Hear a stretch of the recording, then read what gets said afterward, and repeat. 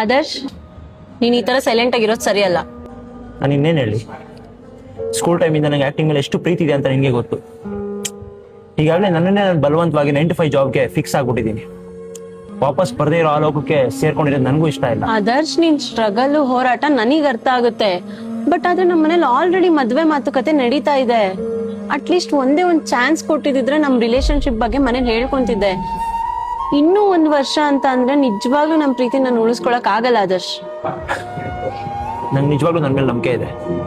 But ನನ್ನ ಜೀವನದಲ್ಲಿ ಯಾವಾಗ್ಲೂ ನಾನು ಅನ್ಕೊಂಡಿರೋದೇ ಆಗುತ್ತೆ ಅನ್ನೋದ್ರ ಮೇಲೆ ನಂಬಿಕೆ ಇಲ್ಲ. ಆದರ್ಶ್, ನಿಜ ಹೇಳು, ನೀನ್ ನನ್ನಿಂದ ಏನಾದ್ರು ತಪ್ಪಿಸ್ಕೊಳಕ್ಕೆ ಅಥವಾ ಬಚಾವಾಗ ಟ್ರೈ ಮಾಡ್ತಿದ್ದೆ? ಏನ್ ಮಾತಾಡ್ತಾ ಇದೀಯಾ? ಈಗಾಗಲೇ ನನ್ನ ಜೀವನದಲ್ಲಿ ನಾನು ಸಂಪೂರ್ಣ ಹೋಗಿದ್ದೀನಿ. ಅದು ಈ ತರ ಮಾತುಗಳು ಬೇರೆ. ನಮ್ ಮನೇಲಿ ನನ್ ಮನ್ಸಲ್ಲಿ ಎಷ್ಟೆಲ್ಲಾ ಕಷ್ಟ ಅನ್ಭವಿಸ್ತಿದೀನಿ. ಅದ್ ಯಾಕೆ ನಿನಗೆ ಅರ್ಥ ಆಗ್ತಿಲ್ಲ? ಪ್ರತಿಯೊಬ್ಬರಿಗೂ ಅವ್ರ ಜೀವನದಲ್ಲಿ ಅವ್ರದ್ದಾದ ಪ್ರಾಬ್ಲಮ್ಸ್ ಇರುತ್ತೆ. ಬಟ್ ನನ್ನ ಜೀವನದಲ್ಲಿ ಬಂದಿರೋ ಸಮಸ್ಯೆಗಳಿಗೆ ಯಾರು ಬಂದು ಕೇರ್ ಮಾಡಲ್ಲ. ಮನೇಲೂ ಶಾಂತಿ ಇಲ್ಲ, ಇಲ್ಲಿ ಬಂದ ನಿನ್ನ ಹತ್ರನೂ ನೆಮ್ಮದಿ ಇಲ್ಲ. ಅಂದ್ರೆ ನಿನ್ ಲೈಫ್ಗೆ, ನಿನ್ ನೆಮ್ಮದಿಗೆ ನಾನೇನಾದ್ರು ಭಾರ ಆಗಿದ್ದೀನ? ಬಹುಶಃ ನೀನಾಗ ಅನ್ಕೊಂಡ್ರೆ ಒಳ್ಳೇದೆ. ನನ್ಗೋಸ್ಕರ ನೀನ್ ಇಷ್ಟು ಕಷ್ಟ ಪಡೋದ್ ಬೇಕಾಗಿಲ್ಲ. ಹಾಗಿದ್ರೆ ಬೇಡ. ಇಲ್ಲಿ ಯಾರು ಉಳ್ಕೋ ಅಂತಾನು ಹೇಳ್ತಾರ ನಿಮ್ಮನ್ನ. ನಮ್ ಜೀವನಕ್ಕೆ ಯಾರು ಅಗತ್ಯನೂ ಇಲ್ಲ. ಒಂದಲ್ಲ ಒಂದ್ ದಿವಸ ಎಲ್ಲ ಸರಿ ಹೋಗುತ್ತೆ ಅಂತ ನಂಬ್ಕೊ ಬಂದಿದ್ ದಡ್ಡಿ ನಾನು. ಇನ್ ಮುಂದೆ ಯಾವ್ದೇ ಕಾರಣಕ್ಕೂ ನಿನ್ ಹಿಂದೆ ಬರೋದಿಲ್ಲ.